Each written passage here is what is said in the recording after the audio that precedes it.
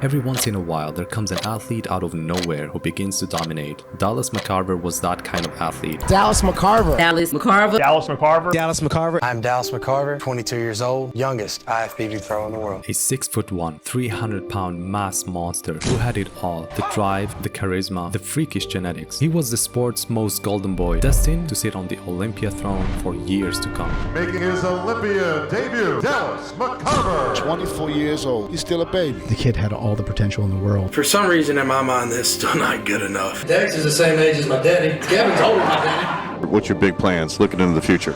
Just take it as far as I can take it. But behind the confident smile was a young man quietly fighting his own demons, pushing his body to limits most people can't even imagine. He was a very insecure kid. You're not going to tell me nothing I don't know. You're not going to tell me nothing I don't see. I wanted it, man. I wanted that so bad. You could tell that he was not well. I just don't want to believe that Dallas was a junkie like that. I'm looking at my life. For real. This is the story of Dallas McCarver, and the story begins at the end. On August 22nd, just 3 weeks out from the 2017 Mr. Olympia, the Australian bodybuilder Josh Ninatovic, who was staying with Dallas to help him through his final weeks of prep, returned to their apartment. What he found was a terrible shock. Fitness phenom Dallas McCarver shocked the bodybuilding community today, according to TMZ Sports. A very sad week in the bodybuilding world. So early. I miss him so much. I don't talk about him much because it really hurts me. I've never wanted to do well at something so badly in my life.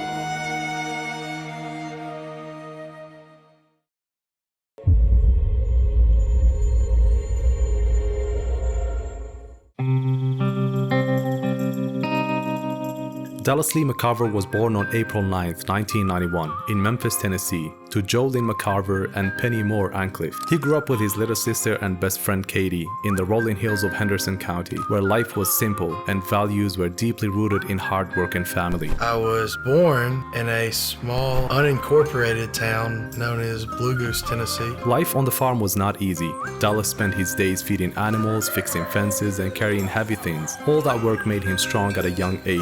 Seems like there was always something to be done. Working with the cattle, feeding them vaccinations, putting ear tags in, and whatever needed to be done. There's a lot of work to be done on a farm. Football became Dallas's first passion. Like many American boys, from junior to high school, he played hard and showed his coaches and friends he was different. He trained longer, pushed harder, and worked like no one else. I started training for football around 13, 14. I was always a big kid. I come from a big family, man. I've got cousins in Mississippi, and they're 6'2", 6'4", 3 bills to 400. Wow. And that's just the women. Yeah. I was goofy, uncoordinated. My running style was hideous. They used to make fun of me. Whenever I coached him in football, he always, every single play, he never took a play off, do what was asked of him. He worked harder than anybody else. At first, Dallas started lifting weights just to get better at football. He was notably larger than his peers and earning the nickname Big Country. But even then, Dallas was not confident as he looked. Underneath that big body was an insecure kid trying to prove something to everyone else, and maybe even more to himself. The diet, the training, pushing your body every day. You hurt, it's uncomfortable, it's misery. I love it.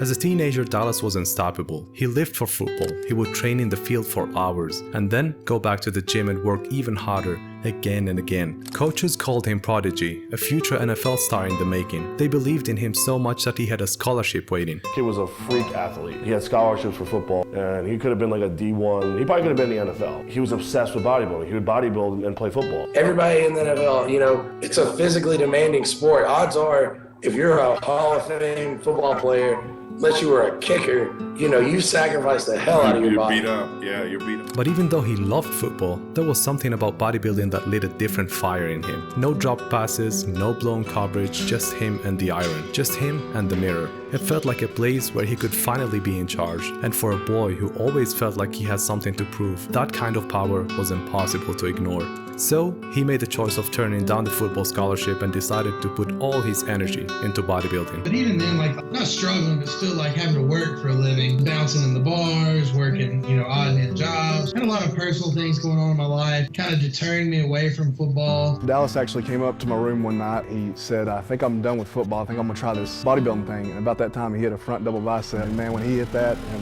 I knew he had it in him. At that time, Dallas was already a big guy, where other bodybuilders spent years trying to reach 300 pounds. Dallas was already there naturally when he was still a teenager. I was like 315 pounds and just finished playing ball. He was jacked out of his mind in high school, natural. But obviously he was soft and like... I wasn't fat, I was just a football player, you know what I'm saying? Genetics was already there. All he needed was to shape it, build on the weak spots, and drop the fat. So, it was during this time that the young Dallas started using steroids. A choice to chase his dream, but it would haunt him for the rest of his life. I started bodybuilding in January of 2011. I can't really explain it, but I just had this urge and desire to do a bodybuilding show. I didn't know if I ever was going to be a pro, or it was more of just something to do to keep me out of trouble. Let's make some noise for Dallas McCarver. In 2011, at just 19 years old, Dallas stepped on stage for the very first time and won the NPC Hub City Fitness Quest. He weighed in a lean 241 pounds. I did the show 240, you know, so from January to May I cut like 60 pounds. Holy crap, dude, that is crazy. There is a such thing as dreams that come true. Just some weeks later, he won another show, the NPC Battle of the River Championships. Dallas was ready to show the world what he had built, and people started to take notice. And then 2 weeks later, there was another show, and it was a national qualifier. I didn't even know what the national shows consisted of. I was just like, well, nationally qualified sounds cool, so let's go for it. It didn't take long for Dallas to earn his pro card at the 2012 NPC North Americans. At 6'1" and over 300 pounds, he was a giant in his third ever bodybuilding show. Nobody had seen this coming. He took the super heavyweight class and won the overall, earning his pro card at just 21 years old. The last time someone turned pro at that young age was Shawn back in 1987. Dallas McCarver wins the men's open overall title here tonight.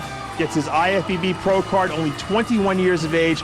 Kid's got a bright future. This is only like your third show? It's third show I've ever done. Yes, ma'am. Wow. And with that medal around his neck, Dallas felt like nothing in the world could stop him, at least for that moment. That's when Dallas's career kind of, he got signed with BSN and then kind of went from there.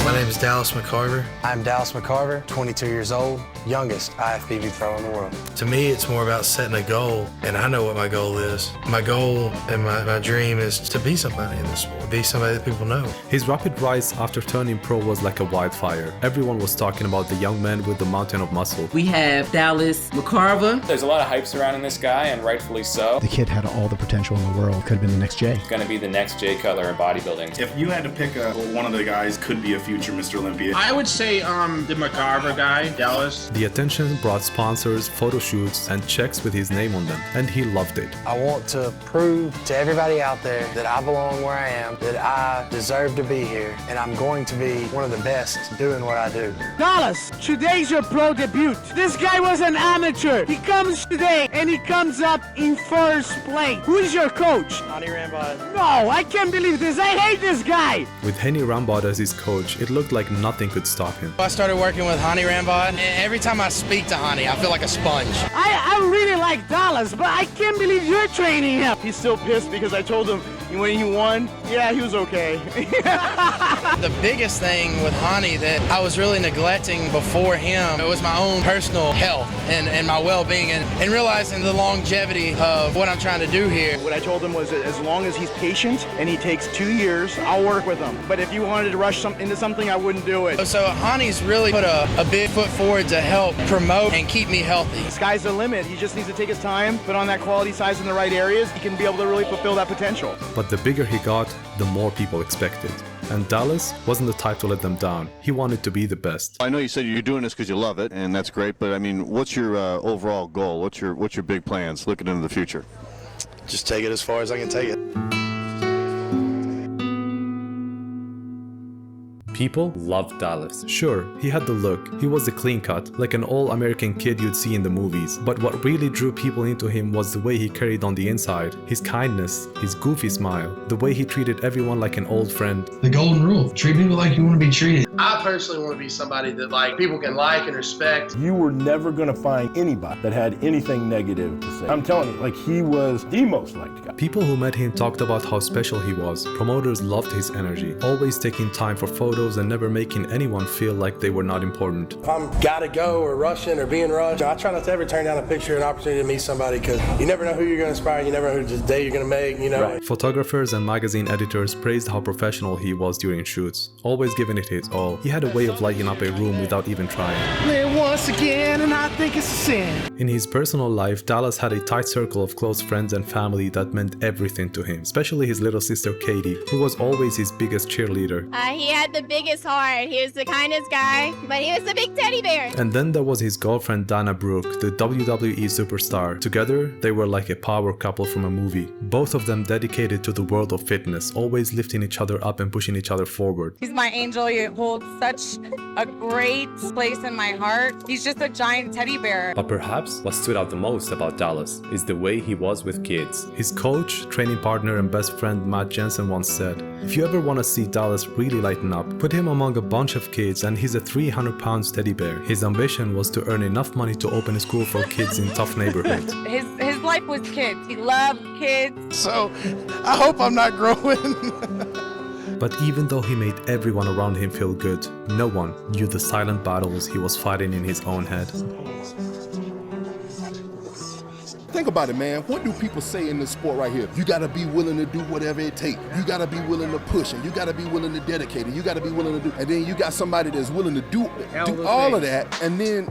You see, the DNA of bodybuilding is built on one idea. You've got to be willing to suffer more than the next guy. That whatever it takes mindset is the only way to truly make it in this sport. It's all about hard work. Do whatever it takes. Reach your goals. Bench on, bench on. If you do something, go all out. There's no magic tricks. Nobody gonna give you nothing. The more you put into anything, the more you get out. You can be the greatest. Do it. Go for it. And Dallas took that to the heart. He had a special kind of drive and relentless work ethic. If there's one thing about myself that I don't doubt, it's my work ethic. I'm a very goal-driven person. I've never wanted to do well at something so badly in my life. He pushed his limits like no one else. He was deeply passionate about bodybuilding, the stage, the process, the grind, the suffering, all of that. And for someone his age, the mental toughness was something rare to find. Nobody in the recent era of bodybuilding has competed on these stages at this age and done with the success that I've had, and for some reason in my mind that's still not good enough. I put so much pressure on myself, you know. I keep telling myself, like, if I don't win this show, I'm a failure. I set high expectations for myself and I set high goals and I work very hard. It's a lot of hard work. It's hard work that most people don't realize.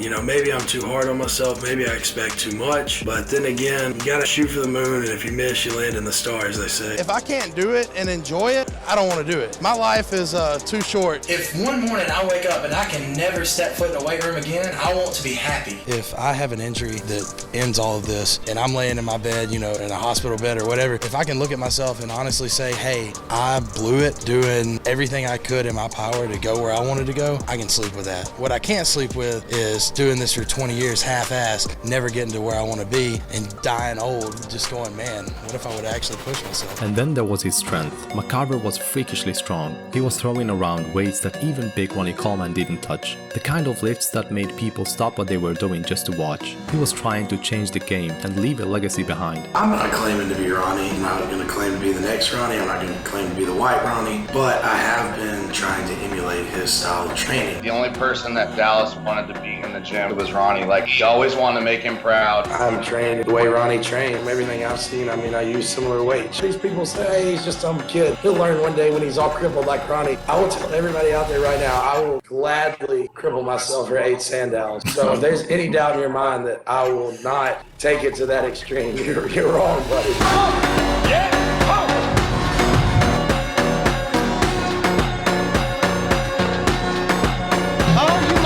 You gotta be messed up in the head to want to get under 600-700 pounds 2-3 times a week and rep it. There's no better feeling than moving heavy ass weight into the point where like you're just dizzy and seeing stars and like, oh, it's just 200 pounds, yes, ow.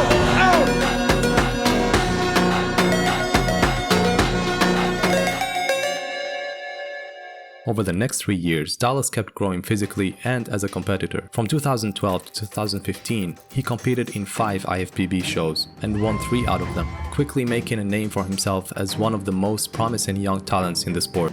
His biggest win came in 2015 IFBB California State Pro, where he dominated the stage and secured his first ever qualification for Mr. Olympia. At just 24 years old, he was officially stepping into bodybuilding's biggest spotlight. What I'm preparing for is the Mr. Olympia. It's not just your local show, it's the whatever World Cup, whatever you want to call it. At this Olympia, I look at it as I have nothing to lose. I just want to walk away from here and the general consensus and opinion about me be, wow, this kid belongs here. I want to show that I'm coming. You know, hopefully this isn't a once in a lifetime opportunity, but you never know, it could be. You never know what tomorrow holds, you know, so. I don't think it will be. Dallas said he's not only the youngest, he's also the prettiest. That is true. I'll take that. that. Is true. I don't know. We'll see Friday, tomorrow. That's all that matters. We can see now. No, we can see Friday. If you're ready tomorrow, you got to be ready now. If you ain't ready now. Making his Olympia debut, Dallas McCarver. 24 years old, he's still a baby. But when Dallas stepped under the bright lights of the 2015 Mr. Olympia stage, things didn't go the way he had imagined. Yes, he brought massive size, but he lacked sharp conditioning and fine muscle detail that the Olympia judges demand. And standing next to seasoned bodybuilders like Big Ronnie, Phil Heath, and Shawn, it showed. He placed 13th. Nowhere near the top. And for the first time in his career, Dallas wasn't the freak. He was just another big guy in a sea of greatness. This seemed like it was just a mistake, a fluke maybe, but next year proved it wasn't. Shortly after the 2015 Olympia, Dallas parted ways with his coach, Hani Rambod. He wanted to take a slightly different approach to his prep and training philosophy. That's when he teamed up with his close friend, Matt Jensen, a rising coach at the time, now known as Chris Bumstead's partner at Raw Nutrition Company. The two had a real connection, and together they set out to fix what was broken and built out the pieces that were still missing. One of our intentions was for him to be an Olympian champion. You know, my goal is to one day win the Olympics. Then again, I gotta sit back and I gotta make improvement. Things we wanted to focus on, like keeping the midsection tight, etc. The main focus was the back, pound for pound, or weight, height, whatever. I am one of the largest frame competitors here. I really don't think it counts for shit. You know, weight don't count for nothing. So I want to get on the stage and show that I'm respectable and I deserve to be there with the best in the world. Everybody can make the first call out. Everybody bigger, harder, stronger, faster than me. I'm 25. Dex is the same age as my daddy. Kevin's older than my daddy. We tired of all these daddy jokes. I mean, I'm not doing that no more. Hey, I appreciate everything. You know, you're the best looking near 50-year-old man on the planet. Hold on, you know what I'm saying? So I just want us to be able to have fun and put on a good show for the team. I'm gonna get you backstage. Please welcome Big Country Dallas McCarver. After months of pushing his body harder than ever, Dallas returned in 2016 and finished in the 8th place. He was still far from the top, and the gap between him and the top 5 was painfully clear. Yeah, it looks like he was maybe a little bit drier yesterday. I thought I could have been drier. Thought it could have been crisper. Sometimes you're just not good enough. And it's just plain and simple, like, hey, you're not good enough. And I was very upset, very let down. I was a sore loser, you know. I'd be lying to you guys if I said I wasn't crying like a baby. That was the moment I realized, like, hey, there's still a significant gap between you and these guys. I have very high expectations for myself and very high standards that I hold myself to. And Lord willing, I'll be back until I win the damn thing. The sport was evolving. It was no longer about being the biggest. It was about flow, balance, and art. And Dallas was painting with a wrong brush. Many fans were extremely disappointed. Criticism about his back, legs, and his growing midsection followed him everywhere, and for someone who had spent his life trying to outgrow every doubt, that truth was poison. It fueled the fire in him that would drive him to do whatever it took to prove himself again and regain the validation, even if it meant pushing his body past its breaking point. I haven't reached the point yet in the amount of mass I have to suck down like I need to. I don't think there was any rush for it. He had sponsors, he was making money. People don't really know what's going on behind closed doors, they just see what the outside is, and people are battling their own demons. He had demons just like everyone else does. If you think I'm gross, if you think I'm nasty, if you think I'm too big, that was the goal. You're right. If you really want to make somebody mad, do something they can never do. And if you really want to make them mad, do it at a young age. And let me tell you guys something on the forum. You're not going to tell me nothing I don't know. You're not going to tell me nothing I don't see. I look at myself every day. I know, man. I know. He knows. Oh, he could be tighter. We know, bro. We do this for a living. We know. I don't need Joe Blow on the MD forums to tell me I need to be drier. I know. First off, you could be a lot nicer about it. Second off, get off your high horse, man. Come on. With somebody like me who knows insecurity, who could smell it from a mile away, all I saw was insecurity in the post. I'm like, wow, this kid's like really insecure. Like, he got real butthurt over that shit. He was extreme with shit, man. He was a very insecure kid. He wanted to be bigger and bigger and bigger and bigger and bigger. And you know, this is just what I choose to do with my body and my life. There's a lot of passion and a lot of emotion in it, so there's probably some tears every now and then, but it hurts. I put so much into this, you know. I put so much into this for the last 6 years. I wanted it, man. I wanted that shit so bad. The last 2 shows I wanted, you know, and I feel like I let a lot of people down. I'm sorry. But I promise you this. I can promise you this.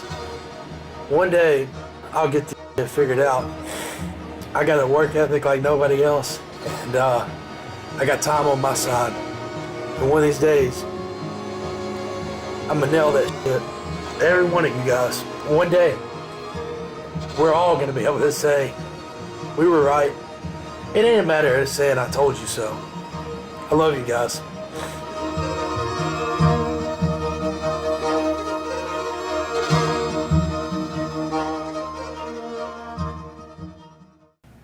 Back. You know, I don't want it to be a discussion anymore. You know, I don't want it to be like, well, he could have been better here, he could have done this. I just want to show up the best I've ever been, and you know, what happens, happens. At the dawn of 2017, Dallas went back to the gym with only one goal in his mind: to shut the mouths of the critics. He switched coaches again, from Matt to Chad Nicholls, hoping to find the magic formula that would finally get him to the top. Changed coaches from Matt to Chad Nicholls here lately. He basically just wanted to test the water with Chad's reputation, with working with bigger guys, what could be accomplished there. I was getting impatient because, I don't know, just a 25-year-old kid that wants everything like tomorrow. Chad wasn't just any coach. He was the man behind Ronnie Coleman's legendary transformation to the greatest bodybuilder ever. And to Dallas, that was the missing piece in the puzzle, the magic formula that could finally bring it all together. Chad's got blood all over his hands, man. Ronnie Coleman will defend him to the 9th degree. Don Youngblood, Nasser El-Sambadi, and a few other people. Here's the thing with Dallas. I worked with Dallas for 3 months. That was it. I became very close with Dallas during that time. Do you think there was dangerous stuff being done that you might not have done? I'd rather not answer that. Okay.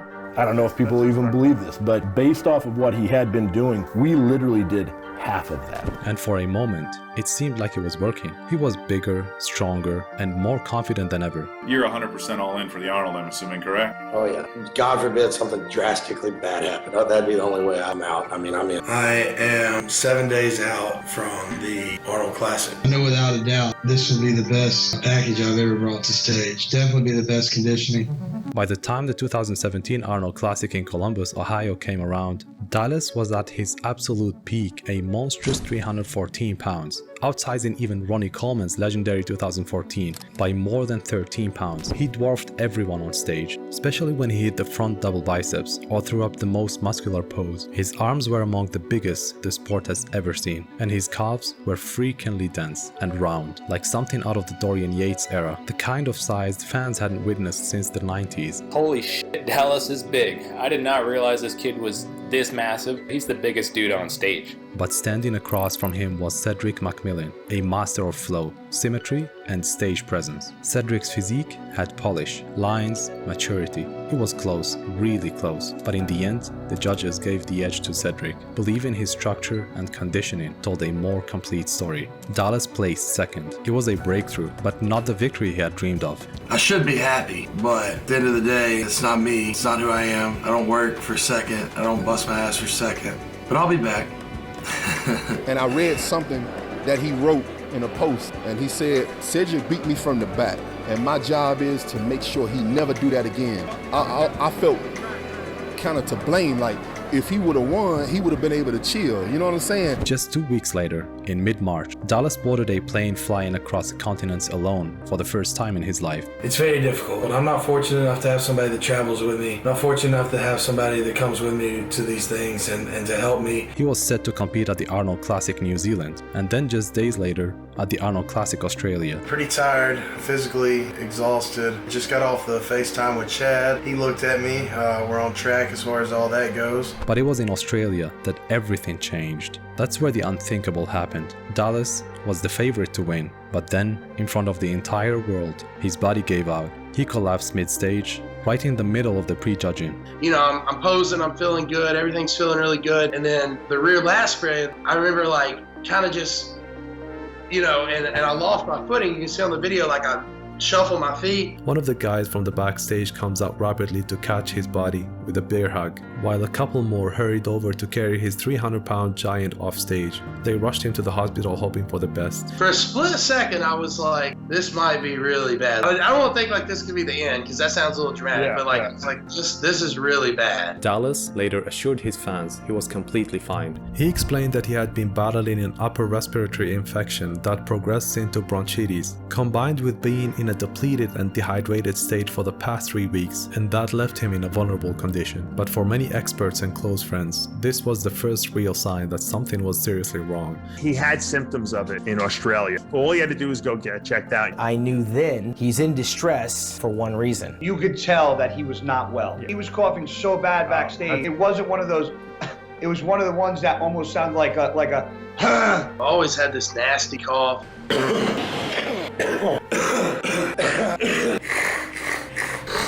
When he collapsed on stage, that was a big red flag. After the Arnold Classic collapse, Dallas found himself in a place he wasn't ready for. The criticism online was brutal. People questioned his health and even his future in the sport, and Dallas just couldn't take it. Instead of admitting that he was struggling, he went public trying to convince everyone that he was still mentally strong. The truth was, he wasn't. All the guys, he'll never make it back. Holy cow, he exploded over nothing. He must be on some crazy protocol. He's gonna...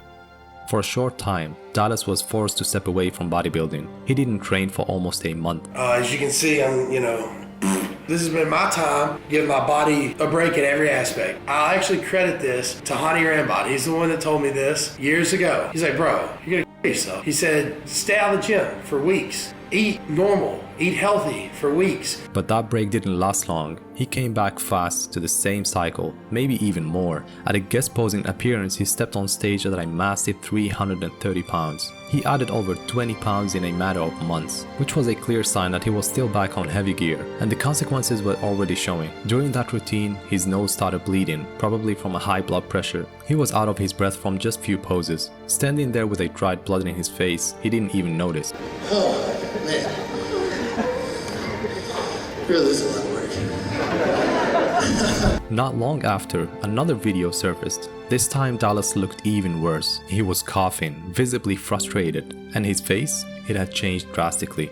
The swelling, the puffiness, the redness, almost shocking transformation of his features told the real story. Something was going very wrong from the inside. I think his worst enemy was the sport. I talked to him 3 days before he kicked the bucket. I'm sitting at home the other night. I get a call from my boy. What I told him was basically like, you look really bad. Not physically, you just don't look healthy anymore. You're changing way too fast. He's like, how you downsized and how much weight you've lost or how small you look and this, that, and the other. I told him, you're not in the right mindset to be doing what you're doing. You're gonna lose your mind. It's not gonna be bodybuilding that crushes you. It's gonna be the stress, the unhappiness, the sorrow, the loneliness. And what did he say about that? He hung up the phone on me.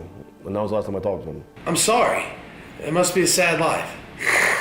Anyways. For Dallas, he had one goal, the Mr. Olympia. He didn't want to let anyone down, especially himself.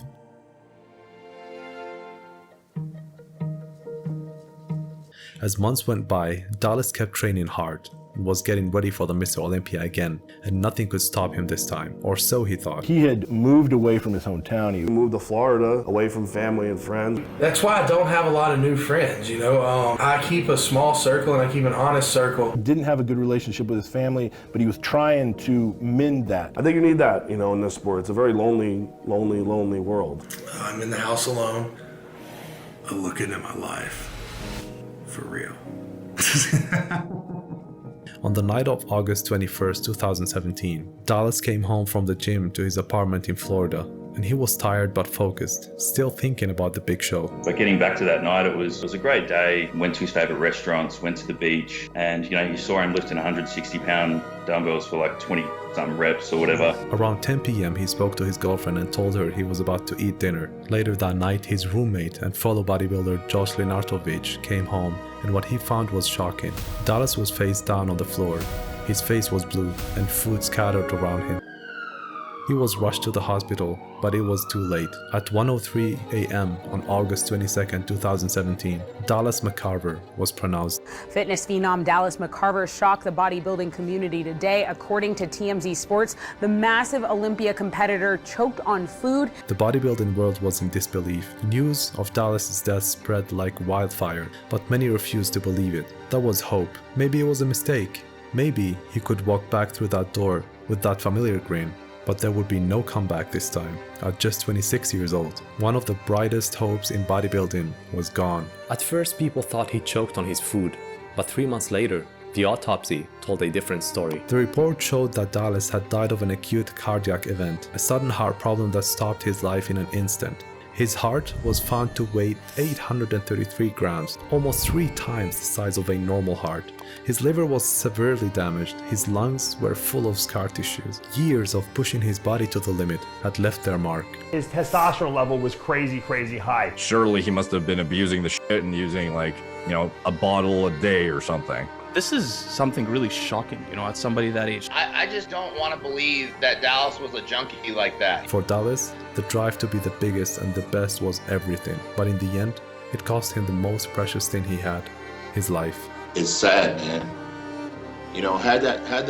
Had that gentleman not been in our sport as a bodybuilder, there's a chance he'd be alive today.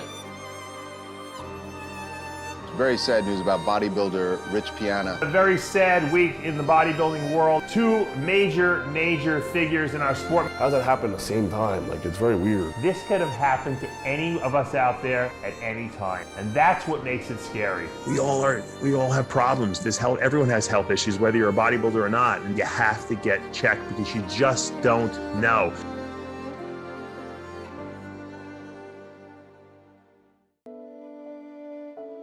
Dallas McCarver died at just 26 years old, an age when most people are still figuring out who they are. He was had a big heart, he was generous, he was kind. The kid had all the potential in the world. The guy is just a freaking good kid. He lived 26 amazing years and touched a lot of people. So early. It's sad because, he had such I miss him so much. I don't talk about him much because it really hurts me. I want to dedicate this win to Dallas McCarver. I love you, my brother. Dallas, I'll never forget you, and I'll make sure nobody else ever forgets you.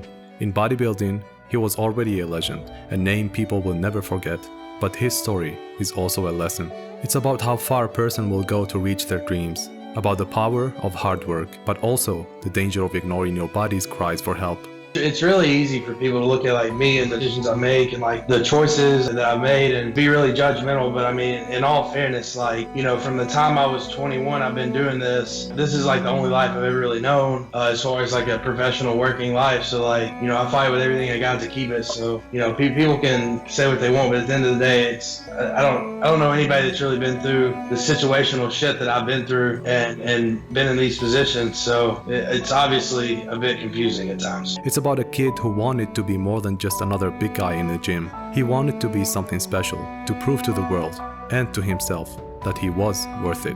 Today people still remember Dallas for his smile, his kindness, and the unbreakable spirit that pushed him to the limit. And maybe, just maybe, it was his heart, the one that beat so big and strong, it grew 3 times larger, that truly made him unforgettable. If I can look at myself and honestly say, hey, I blew it doing everything I could in my power to go where I wanted to go, I can sleep with that. What I can't sleep with is doing this for 20 years half-assed, never getting to where I want to be, and dying old, just going, man, what if I would actually push myself? Dallas, you have my respect, I can assure you with that. Well, thank you. Stay positive, stay happy, support one another, and I love you all. Appreciate it. Years gone by, and you never ask why. All you did was finish line. You was only 21 with a son on the run, no. You was living in the jungle. Got charged for a murder and some weed and a gun, no. You was moving like Rumbo.